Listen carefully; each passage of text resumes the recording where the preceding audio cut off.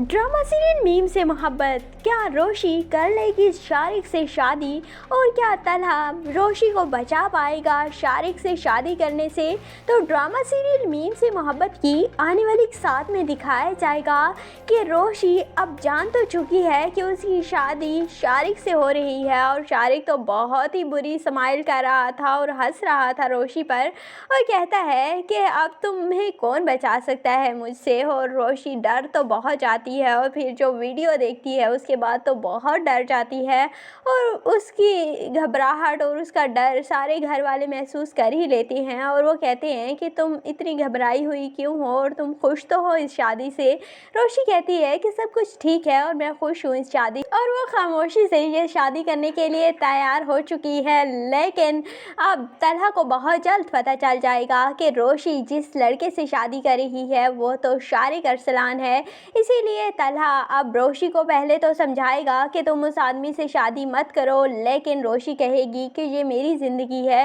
और मैं जिससे भी शादी करूं आप कौन होते हैं मुझे रोकने वाले हैं। लेकिन तलहा कहता है कि मैं तुम्हें ये शादी नहीं करने दूंगा। इसीलिए जब तलहा की बात रोशी नहीं मानती तो इसीलिए फिर तलहा शारिक को ही कन्वेंस करता है, शारिक को ब्लैकमेल करेगा और उससे उसी की ज़ुबान में बात करेगा और इसीलिए शारिक डर जाएगा और वो रोशी से शादी करने से इनकार कर देगा। और इसीलिए जब रोशी दुल्हन बनी बैठी होती है और तलहा भी उस शादी में आया हुआ होता है और तलहा को तो पता होता है कि शारिक नहीं आएगा और इसीलिए फिर तलहा की हो जाएगी शादी, क्योंकि लोग बहुत सारी बातें करने लगेंगे कि लड़की के किरदार ही ख़राब होगा कि बारात नहीं आई और जिस तरह से यूजुअली बातें होती हैं। तो इस वजह से फिर तलहा सबके प्रेशर में आकर रोशी से शादी कर लेगा और तलहा तो बहुत खुश होगा क्योंकि अब तलहा को एहसास हो चुका है कि उसने रोशी को छोड़कर बहुत गलत फैसला किया था और मोहित के लिए रोशी से बेहतर कोई और हो ही नहीं सकती।